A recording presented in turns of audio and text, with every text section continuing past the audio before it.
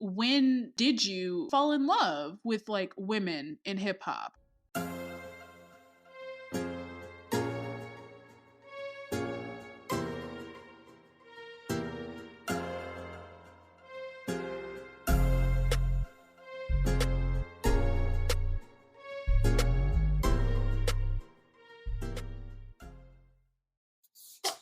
And that song that you just heard was Wash and Set by Heyyyyyy 47.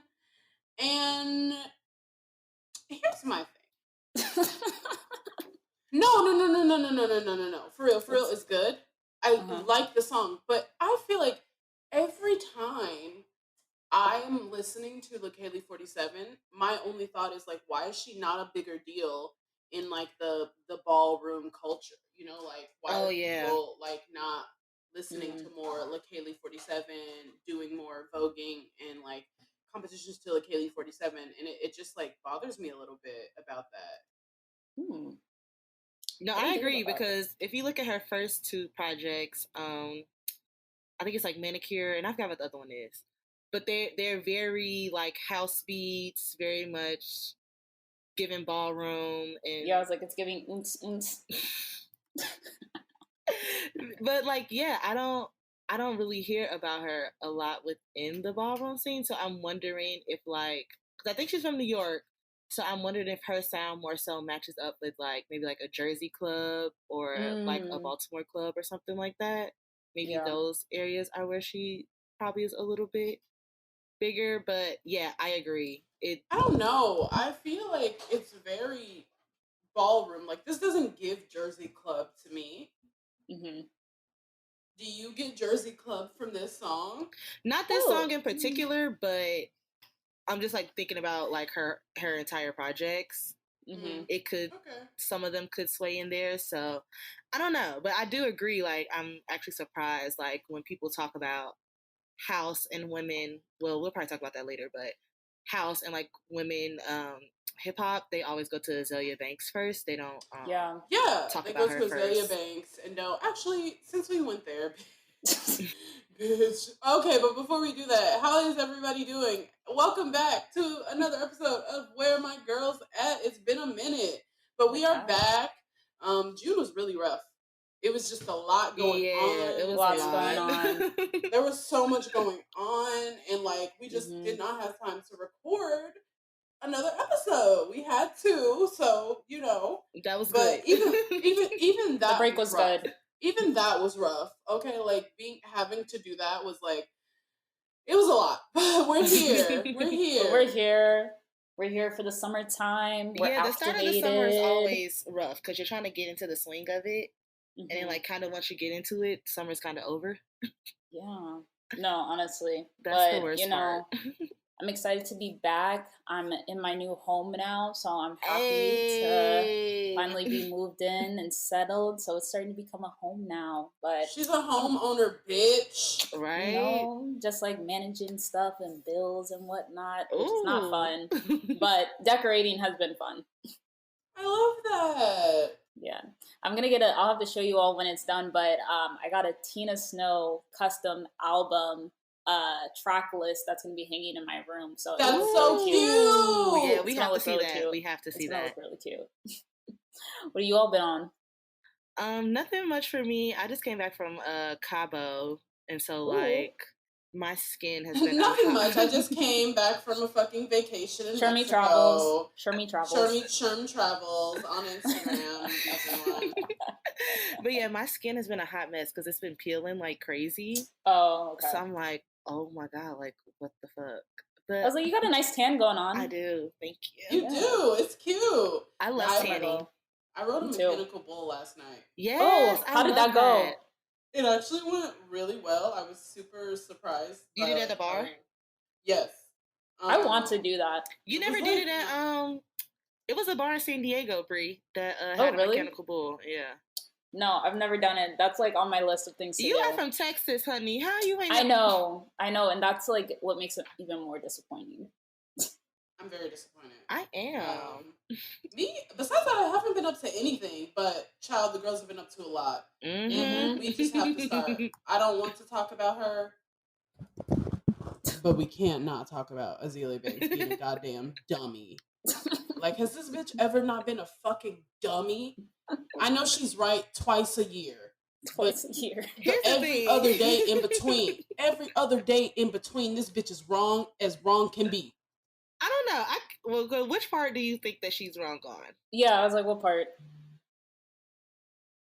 What was the point of all this? Okay, that's also fair. What was the point of all of it? So for everyone who's probably like, what are they talking about? Well, apparently House is back. I wouldn't necessarily say House went anywhere, but House It's is definitely the theme of the summer. I thought it was gonna be drill. It's That's crazy, and you know, I feel like it's because of Beyonce. You know? You think so? Yes. Who else would it be because of? Why Drake? Houses? Well, he only dropped that whole album early because Beyonce was like, there were whispers of the House album coming. I think Drake knew. I think Drake knew that album was. Of course he knew, and I don't think it's like I don't think he knew like in the way of like, oh, he thought. I think somebody literally told him. Yeah, Beyonce's dropping a House album.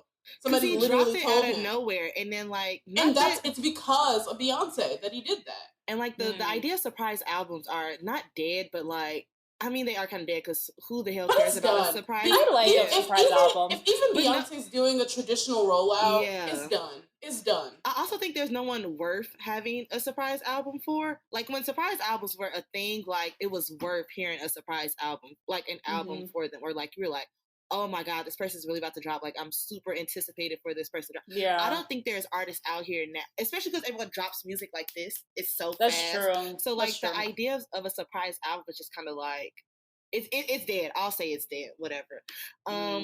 But yeah, House is apparently the thing now for the summer. Yeah, I think a lot of people thought it was drill. I thought it was gonna be like more calm music or like mellow, like R&B. Not R&B, but like I never thought that mellow, like vacation type rap. So I don't really. Yeah. Someone probably like island vibes. Yeah, like an island vibes. That's what I thought was gonna be it, but hell, we be wrong sometimes too. But House is back, and Beyonce dropped the House track. Drake dropped a House album, and Azealia Banks had a lot to say about it. Of course she did. Of course she fucking did. So here's the thing. I don't think she's wrong about the fact that like once a bigger artist comes in and like does a genre, then like their contributions, or like I'll put an air quote on contributions to that genre, gets overshadowed by the bigger artists. Because if we thinking back when Drake was being an island boy, a lot of actual Caribbean artists kind of fell on the back burner, or like in the public eye. I'll say that in the public eye, they fell on the back burner, but also like so many of them were able to benefit from that. Also true as well. So it's like a give and take type of thing. Like you may not necessarily be for sure the face of it, even though like you have been doing this forever, but like you also can give a little bit. So I don't think she was wrong about that, but she goes on this whole rant about like people doing House and all this other stuff, yada yada yada. It was just long. It was a lot. It was. I don't know. Like she does this every time though. When like if someone comes out with a House track or something similar to her. Like when Doechii came out with Crazy and Persuasive, and people were like doing the comparison, she just goes on a rant, and I'm just like, girl, like let's say something intelligent or like worthwhile, or say nothing. Yes, that's also another thing. Like let's say nothing. And of course, people were gonna bring up, especially once Drake dropped, they were gonna bring her up because they're both hip hop artists. Sure, and they do well. He did a House. She does House, but like there's other artists, there's other, especially women who do House. I'll call it House Hop. So it's like a like Katie 47, a TT the artist. What's her name? Kawasi Cookie. I don't know. Do not know how to pronounce it, but I know exactly. You know, about. If I back it up. I think it's. I forgot, but like there's like we don't have to always tap into Azealia Banks. Like there's a lot of other options. And she could say that, but she refuses to do that. She wants to be a simple dummy ass bitch, and that's all she like. What's the purpose of everything she had to say about Beyonce?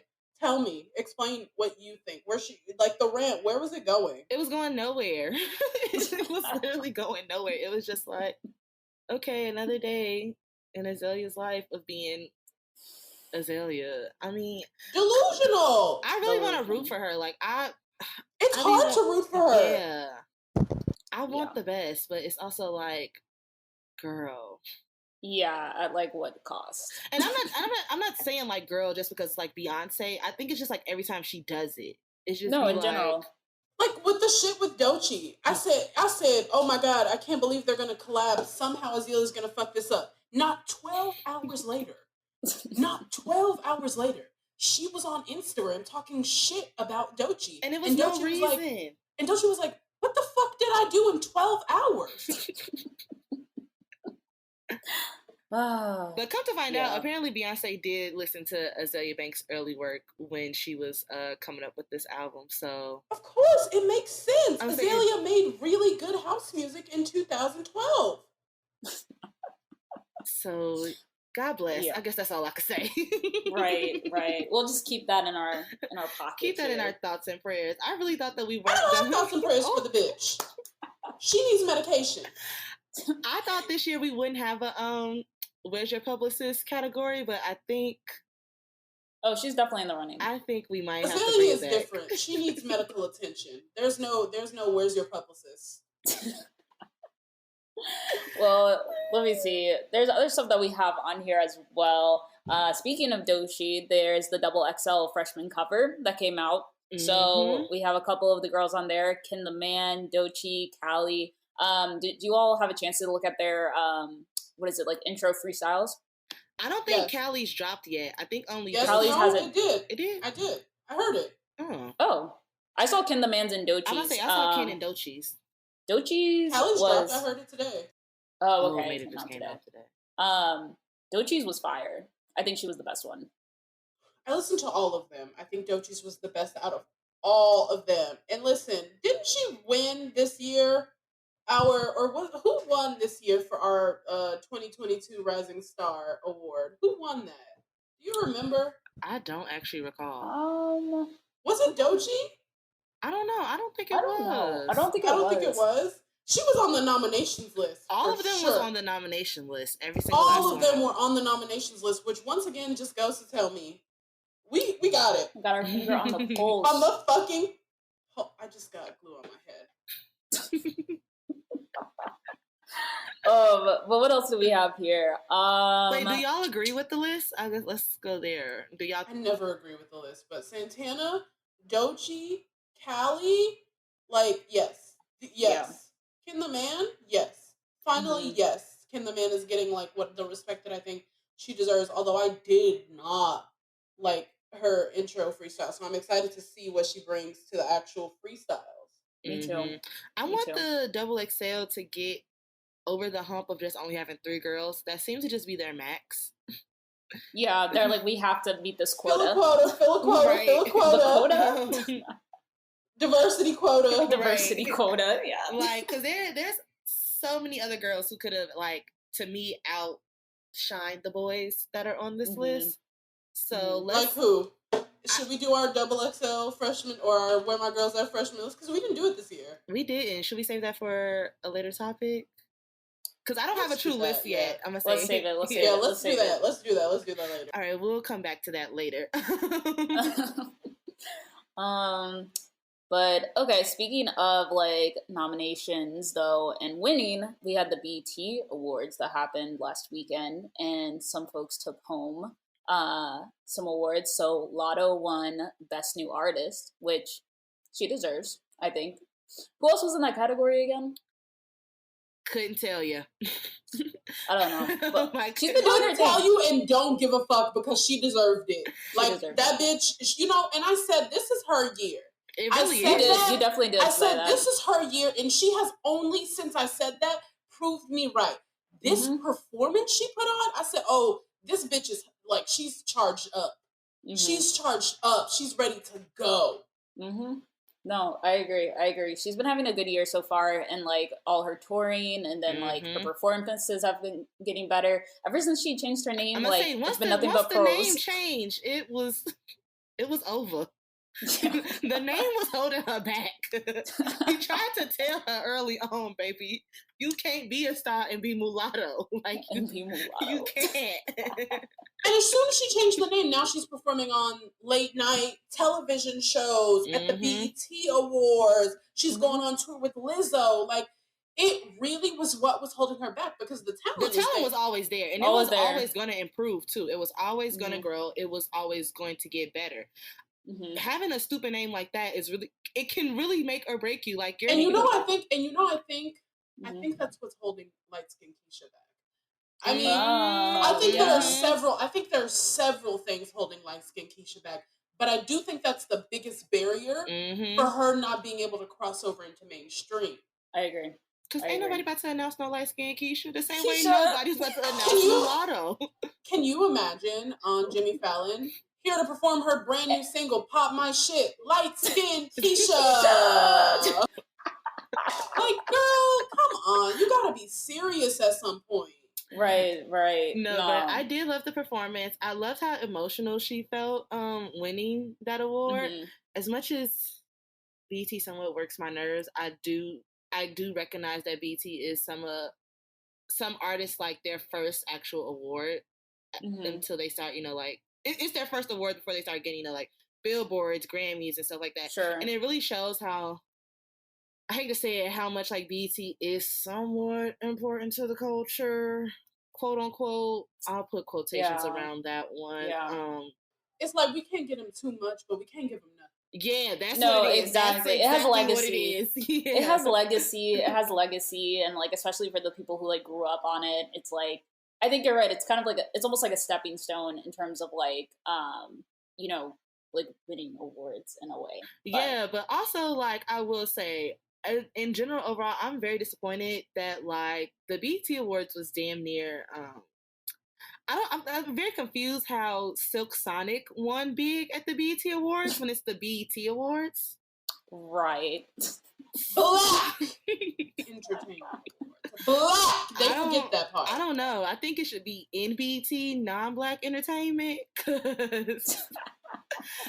it should be BIPOC entertainment. Yeah, because that's what it's giving. And then, like, 20 minutes in, we're getting Jack Harlow performances, and I'm just like, you know that Brandy has no BET awards. I know, like, not one really. BET award. Brandy does not have one BET award, but they're doing lip service by allowing her to perform with Jack Harlow.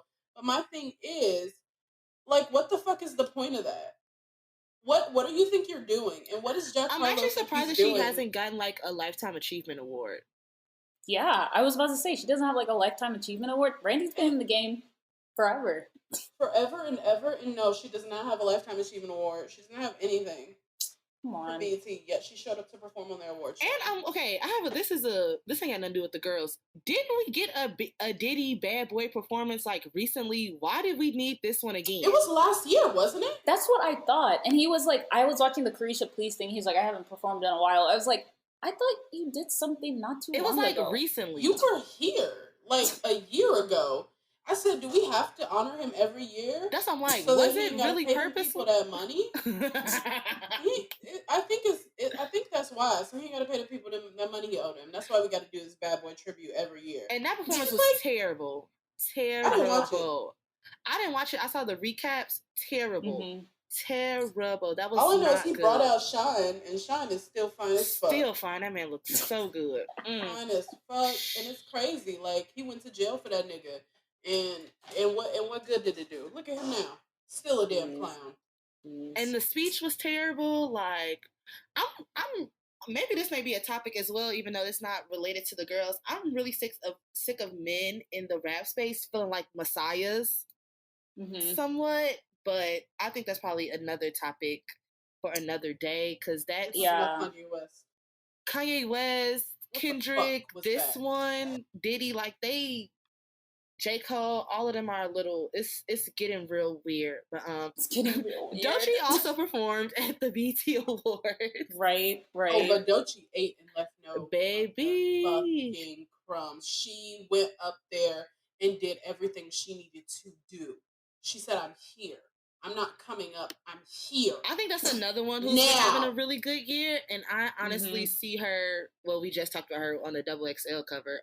See her being in our best artist category, like, and that's so good to see them. Ooh, that's interesting. I love that you said that. I think so. I think it's good to see the girls like elevate from rising star and like best newcomer to like, because to me though that category is like, you know, the start, and then once you start getting into like the best hip hop artist or stuff like that, and start getting into like the best album, stuff like that, like you can really see the growth. And I'm banking on her and Lotto being in that category for our like best artist category for this year. For sure. Yeah. So I'm excited. I'm happy to see more girls actually having a good year. And then Megan won best female hip hop artist. And that's like what, the second year in a row she's won that? Yeah. I think so. She wasn't even there because she's on a world motherfucking tour. Bitch. She's on a world. Listen, we have to talk about that video. How do you It was ribs falling off the bone. It was falling off the bone. It was falling off the bone. Yeah. Not ribs falling off the bone. She was chunking it. She was chunking it. She was chunking it. She wasn't throwing it. She was chunking it. And I didn't even know that like booties could move like that.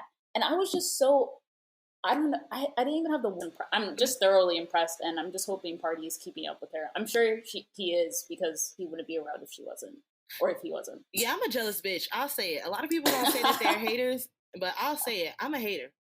I am who I am. It is what it is. I will acknowledge my feelings, okay?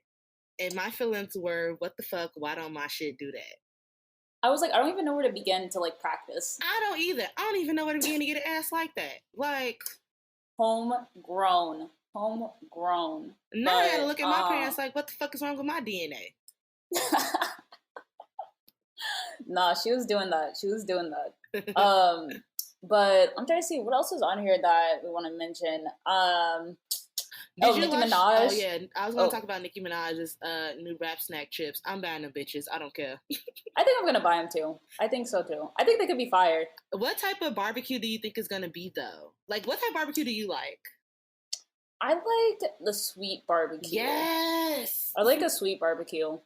Yeah, that's my go-to. But I think I saw the packaging of it. It was gonna have like, it was like barbecue truffle or something like that. Like, ooh. It was gonna be something. It was barbecue with a twist. So I don't know. It should be interesting. I know. I am more of a sweet barbecue girl. I don't like a tangy barbecue. Like, that's not really my thing. But yeah, I'm definitely getting some of these. I just ordered some from this girl from Chicago. Like, apparently she has like the rap snack plug. That's lit. So I will definitely post on the Instagram or Twitter when I get them, because please, if these bitches is good, like, I'm eating them. I'm eating them. Yo, honestly, Master P has done such a good job of like his like whole snack brand. Yeah. With the artist. I'm like, this is genius. Did you see, I don't know if it was real, but Wingstop was like Barbie wings? No, I did not see that. What? I don't know if it was real, but someone had like posted a tweet of like Wingstop being like, we about to get some Barbie wings. Barbie wings, Barbie teens. That's the flavor. Yo, I'm screaming. Let me see. But did you get a chance to watch the trailer for Sanaa Lathan's new movie? No. Actually, yes, I did. It looked actually really good. I want to watch it. I do too. I love that we're in this era of like having hip hop stories that are so very much like woman focused and like putting women in the center of the story. I mean, that is the whole purpose of this podcast as well as other platforms. So I'm really excited to see this. I think this is going to be on Paramount. I don't have Paramount. Yeah, I do not have Paramount, but if somebody wants to share a password, okay, we'll do a tweet party, a tweet live party, whatever. Oh, it's like live tweeting. Yeah. But for those who don't know, it's about a girl in battle rap. Mm-hmm. And so, like, she's finding her way through fighting her way. And yeah. Method Man's in it. Right? So I know the girls love Method Man. Yeah, so that's also a reason to view. But yeah, it looks good. Right. I'm excited for that one. And then we have that coming out with then rap shit coming out. Rap shit. It's just a lot. The College Hill reboot. Did you see the preview for that? I did. It looks so stupid. It makes absolutely no fucking sense. I was like, I don't get it. Like, I really don't. Like, are we trying to teach these people, like, how to act? Like, I saw the one that was, like, featuring Stacey Dash. Yeah, she's on it. And, like, she was getting carried out in an ambulance, but she looked okay. Like, I don't know what's going on. This was the most random cast ever. Like, I don't know where they pulled these people from. Like, yeah, I'll be honest in saying I never really liked College Hill. Whoa! I never watched it. Hot take. Yeah, I never watched it. It wasn't my cup of tea. So I'm assuming you won't be watching this reboot with Dream Doll. No, I will not. I don't see the point either. These niggas is old as fuck. They are old. Yeah, I agree. I'm dead. And then our last topic, well, it's not really a topic, but I guess like somewhat on the subject of like house, pop, dance music. Mm-hmm. Lotto, Steph London, and Coi Leray are going to be on Calvin Harris' newest album. I forgot what the name of It's going to hit. It's like Funk, Bounce, Wave, Volume 2. I think it's going to be good too. It's going to be good too. Fucking hit. It's going to hit so fucking hard. Right. So if people I'm so proud of Lotto. If people don't know, some good songs that have come from like that Funk, Bounce, Wave album is the what's that Frank Ocean song? Is that Feels? Slide. And then Feels with Katy Perry. And was it Offset? It was some rapper on that song, right? I thought it can. Or Future. I can't remember. I don't know. And it was a Migos song that came from that as well. It's very summery. Like every time he puts out one of those projects, it's very summer. And yeah, I'm excited to see what the girls bring to this. I'm very interested to see what type of beat he gives Steph. Especially because she is coming from Ooh, I don't want him to try nothing wild. That's because she's coming from a Caribbean background, so I'm wondering if he's gonna try to stick to that. We've seen Lotto on a pop song with Big Energy, and we saw how that went. So it will probably. Yeah, I think it'll go well. I'm gonna say it'll probably go well for her. I am very interested in what Coi Leray is gonna do. Yeah.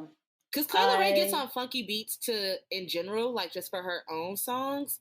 So I'm wondering what Calvin Harris is producing for her or has produced for her. So I'm excited to see what this ensemble comes up with. Or if they're on a song together, if it's like separate songs. I'm excited to see like who matches up. I kind of like Calvin Harris albums a little bit more than like a DJ Khaled album. I think that might be controversial. I don't think that's too controversial. But I also think they're different sounds as well. They are. Yeah. They very much are. That is true. But I don't know. I don't really care for the and stuff. Let's talk about new music though. Yeah, I was about to say I want to slide into the new music. Okay, what were your initial thoughts on Cardi B's Hot Shit song? I'm just underwhelmed. That's all you got. You hyped this up, and this is all you got. This sounds like every other thing I've heard from her. Okay, but like, can we also be real that it sounds like Up? Does anybody else think it sounds like Up? Yes, it sounded like Up. It sounded just like Up. Like, I couldn't help but listen to it and be like, why don't I feel like I could do the lyrics to Up to this?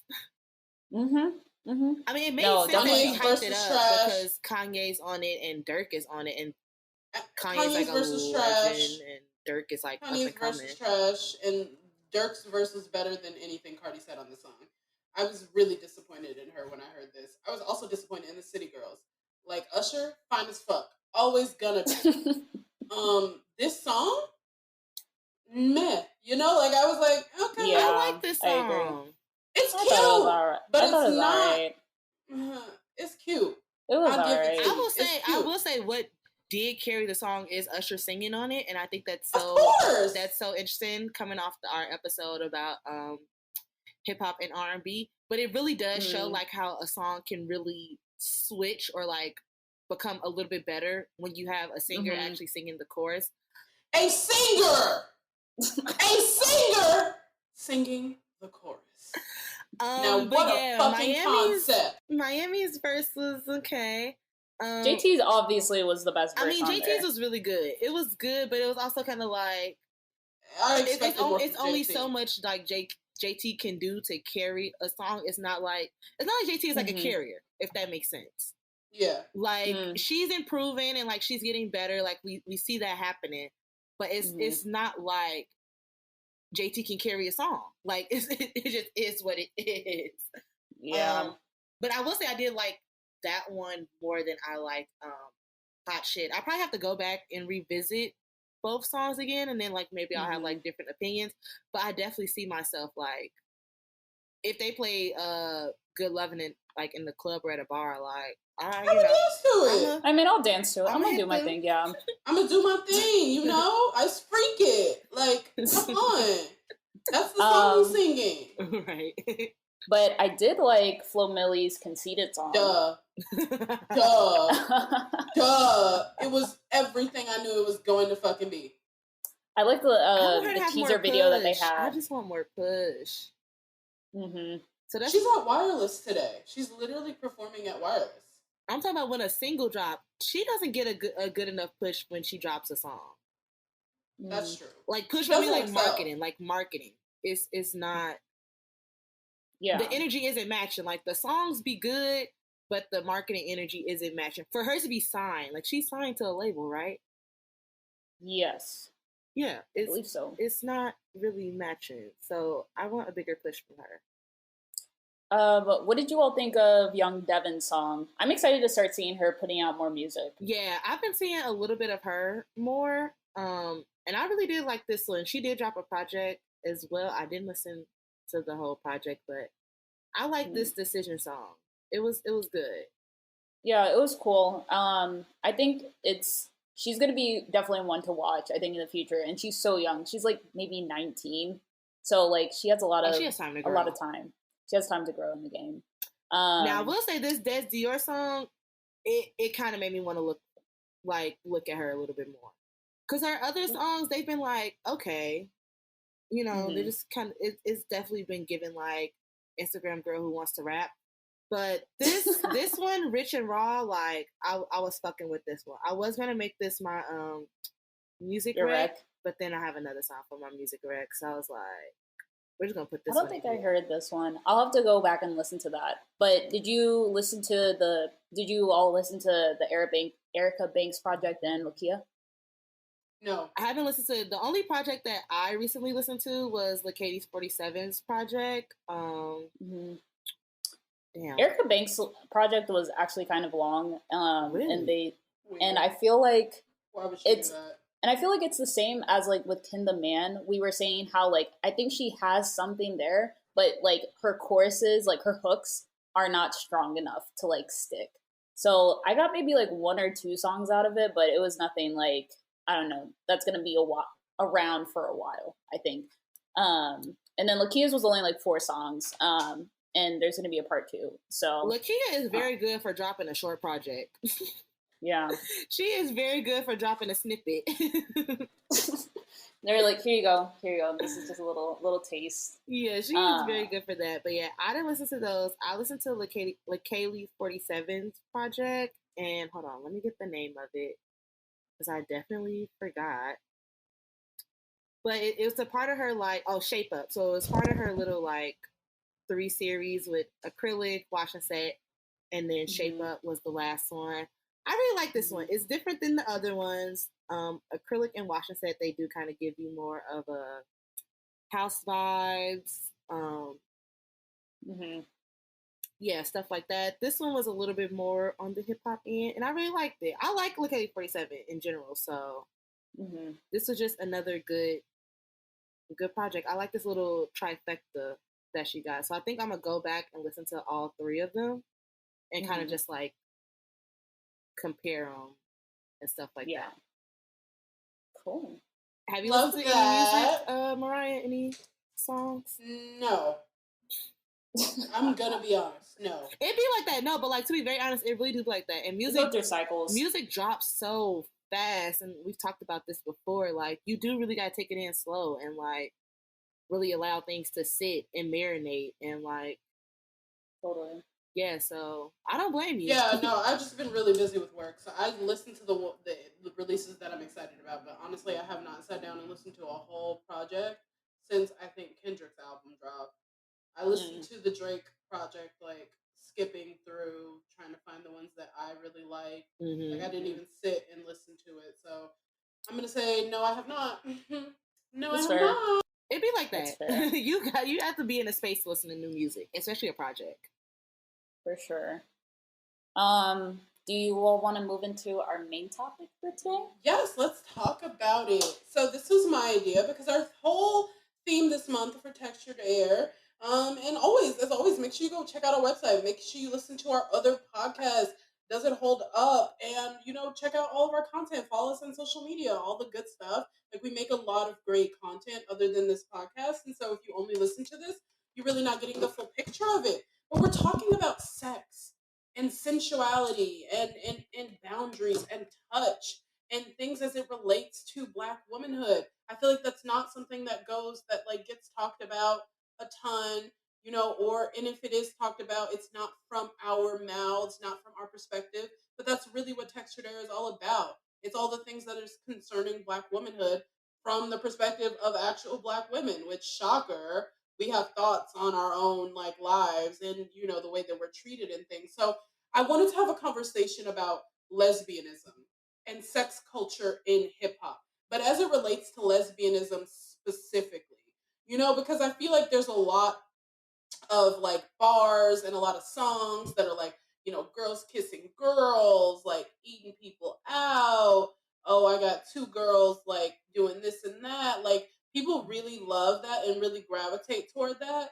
Like when it is, and gravitate toward sexuality when it's like very conventional in hip hop, and they'll like allow women to be sexualized in that way only when it benefits them. And so I really want to talk about like the evolution, because there is also the conversation that people have about women in hip hop is like, oh, they only rap about their pussies, you know what I mean? Yes. And so I try to like sit and think back to like, with all my knowledge, and I say that using air quotes, of hip hop, like where did that start? When did it start? When did this start happening? Because Roxanne Shante is a battle rapper, and the men were obviously rapping about that kind of thing. But I was thinking about Salt and Pepper. Yeah, I was gonna say the start is really as Salt and Pepper, and but let's talk about sex and stuff. And I'm thinking about Salt and Pepper, but in the way of, I feel like before then, Roxanne Shante, battle rapper. She's not out here performing at like the fucking she's not giving a performance. She's battle rapping. No, but she's battle rapping, but also she doesn't have the same access that they got from this. Roxanne Shante is not performing like her like hit singles on Saturday Night Live, on late night television shows, in sold out arenas, but Salt and Pepper, they were. And so I really do feel like that was like, oh, ding, ding, ding. If I talk about this, I'm going to pop off. And I feel like it really hit its stride in the 90s, with Lil' Kim, with Foxy Brown, Eve, even Missy Elliott. And like, there were lots of women who were talking about that. And then in the early 2000s, we get Trina, and it's like, that's a whole different kind of conversation and situation. Like, I think of her song, Look Back at Me. I can't believe they used to play that on the radio. They used to play Look Back at Me on the radio. But you also have to think about how explicit, what am I trying to say? How the idea of like what is explicit changed, and like what is considered, like what can be played on the radio, what can't. So you can also look back at what was that lawsuit? That was 2 Live Crew, right? When they had the lawsuit. Yeah, but this was after that happened. Yeah. This was after that happened. The 2 Live Crew was in the 90s, where and if you don't know, like the reason that albums have to have the parental advisory on the front of it was because of a Supreme Court lawsuit where people tried to literally ban Two Live Crew's music because they said it was not family friendly, it was too explicit, and things like that. And they took it all the way to the Supreme Court, and the compromise is like, okay, with the explicit albums, we'll just put parental advisory on the front of it. But it was a whole thing about like artistic freedom. And there's a really great like season of what's that podcast called? Which one? It's a lot of music podcasts. Shit, I don't remember. The Black Girl Story telling, no, or is it an NPR podcast? No, it was like Spotify. Like Gimlet Studios did a whole season of their podcast.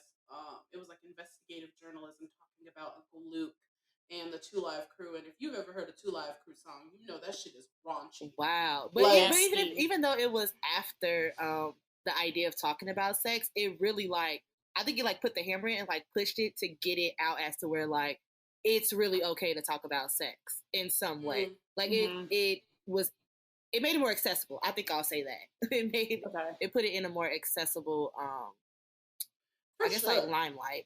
So yeah. But I want to know like what your thoughts on it are. What are your thoughts on like sex culture in hip hop are in general, and about like the way that they talk about women and the way that they talk about like, you know, lesbianism in hip hop and when it comes to sex culture? Yeah, I feel like this kind of touches on something that we have had discussion on about like first from the lens of like talking about lesbianism. I think the idea of female rappers now like saying like, you know, like wanting to have interactions with girls or kissing them, whatever, like potentially like that being for show and queer baiting. So I think one, it's like a marketing tool, but I think two, I think it also refers back to also what we were talking about, how like, you know, when women would be a part of a group of like guys, and I think it was the idea of like kind of like gang banging, right? I think that like it also kind of trues back to that.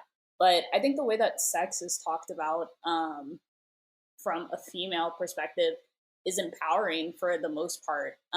Is like women feel like I'm in charge, I have a say in what I can do here, and it doesn't come from a more, I guess, submissive role where I think male rappers tend to put women in.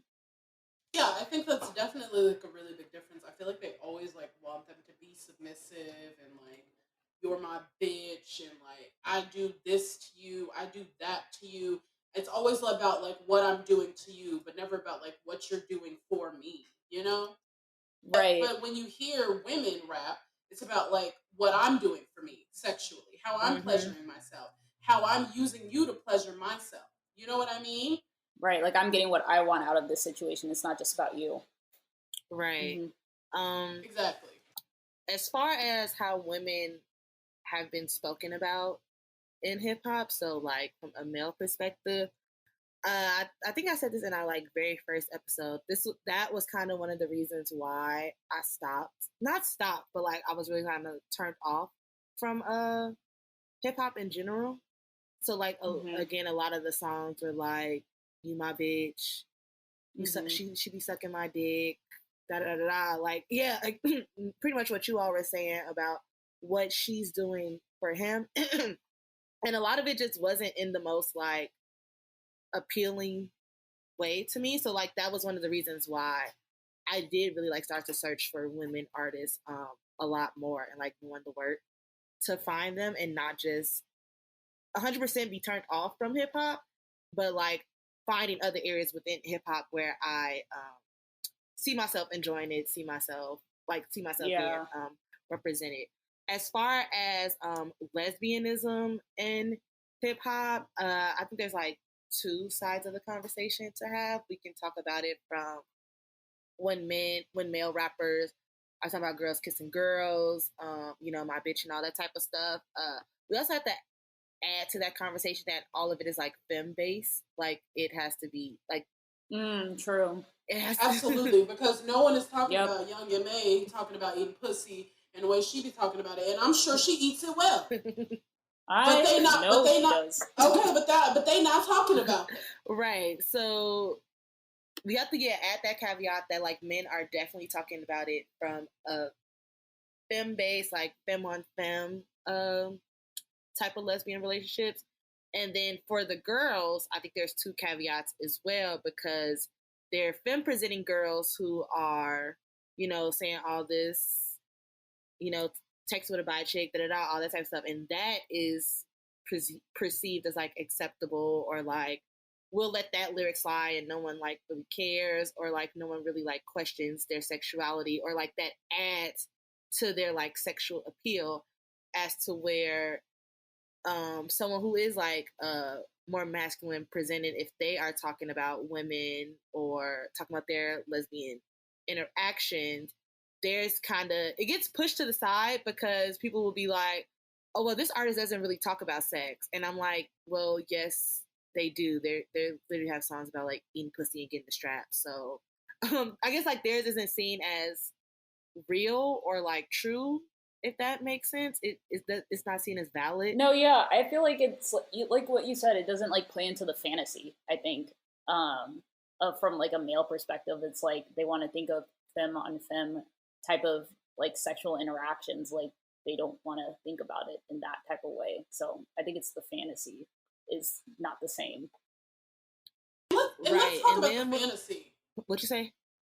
I said I want to talk about like the fantasy. Mm-hmm.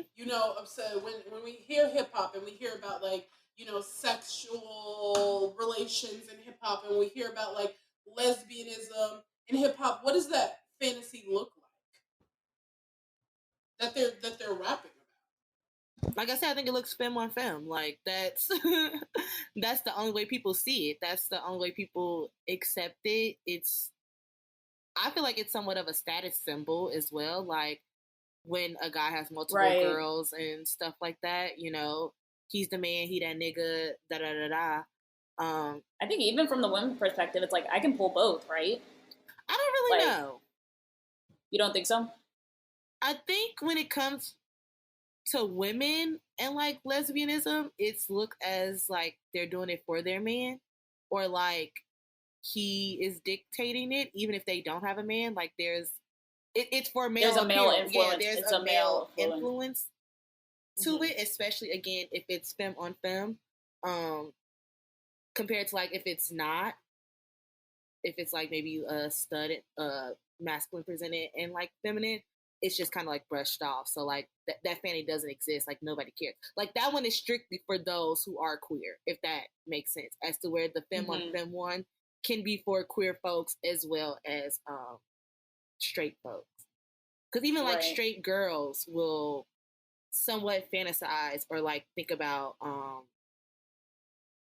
girl on girl action, or like people call them like fake lesbians and stuff like that. So what it looks like as far as sex, in sex culture in hip hop, and how it's even evolved from the Salt and Pepper days. Like, are we so far gone from like that now? Like, what does that look like?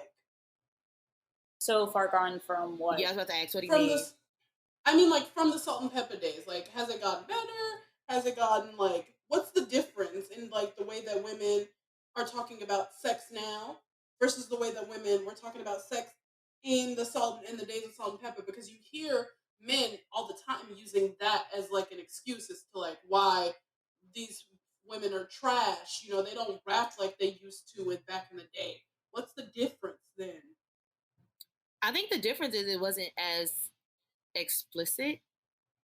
Yeah, I was about to say, but that doesn't necessarily mean that it's trash, if that makes sense. So, like, I mean, Missy Elliott is like a great example. So many people will say like we're missing a Missy Elliott who doesn't rap about sex, but Missy Elliott very much has been rapping about sex since she started. I think what it is like, as much as the lyrics, it's also like the person, like what they physically look like, who they are. So again, going back to like someone who's more mask presenting, people will say that they aren't necessarily rapping about sex because they don't necessarily see them as a sexual person or see them as a sexual being. So like when they are rapping about sex, whether they are saying pussy or talking about it in a decoded way, it doesn't seem real or valid. It doesn't register compared to someone who you see as a sexual being or someone who you see as sexy, like with their clothes or like their body shape or, you know, the way they dance. And as they're talking about sex, you kind of, you diminish it more, or like people diminish it more coming from a woman, because that woman is not supposed to like sex for herself. She's supposed to like sex for someone else, for her male counterpart. And as these women are talking about it, it's kind of like, well, why do you like sex? So if we're going back to Salt and Pepper days, they didn't necessarily like have a sexual image. So them talking about sex, it was serious, but it wasn't as serious because people didn't see them as a sexual being. It's not until you can see the artist as a sexual being as to where, not the artist, the woman as a sexual being who is an artist and who is talking about sex, that's when the conversation flips. And it's like, well, why are you enjoying sex? Why are you casually talking about it? Yeah, these niggas do not want women to enjoy sex, like, ever at all. Yeah, and I feel like that's an even larger conversation about, like, interactions between men and women, and when it comes to, like, I don't want to say, like, maybe, like, consensual sex, like, and how, I guess, people, hold weight to it. Whether that's, like, you know, how, like, you know, doing whatever with whomever, or it's, like, you know, wanting to be with a special partner. I just think it's interesting. Yeah. Well, that's all right. All right, everybody. If you made it all the way to the end of this episode, thank you so much for listening, and we'll see you guys in our next episode. Bye. Thank you for listening to this episode of Where My Girl's At, brought to you by Textured Air, a brand dedicated to celebrating Black girl culture, past, present, and future. If you liked what you heard, please subscribe and leave us a 5-star review. It really helps. You can find us on Twitter at WhereMyGirlsAt2 and Instagram, WhereMyGirlsAt_TH. Make sure you check out our other podcasts, Does It Hold Up?, The Blacklist, and all the other content we offer on our website, texturedair.com. Until next time.